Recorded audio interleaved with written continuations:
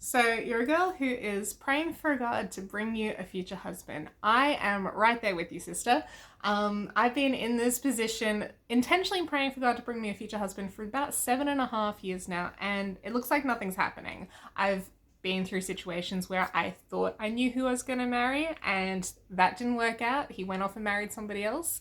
And then I've been interested in other people, and God gave me two dreams about one guy that told me very definitely that that guy was not for me, even though he was a very nice, godly man.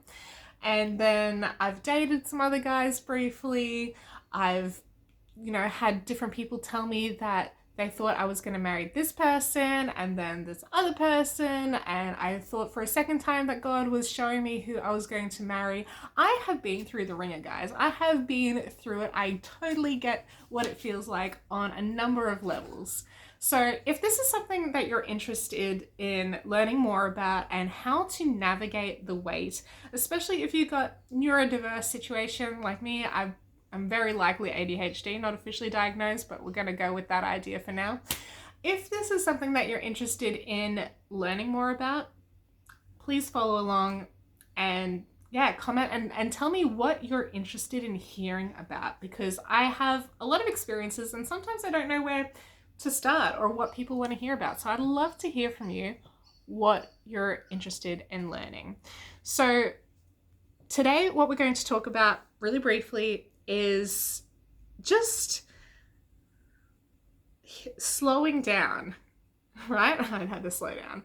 So when it comes to having ADHD as a girl who is praying for God to bring you a future husband, we have this thing with limerence, with hyperfixation of a person and feeling like, hey, this is the person for me.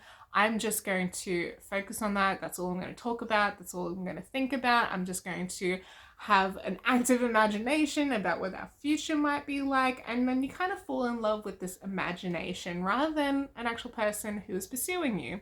And then that puts you in a place of, I guess, feeling awkward around that person when you're near them, or just like not being comfortable and free, right?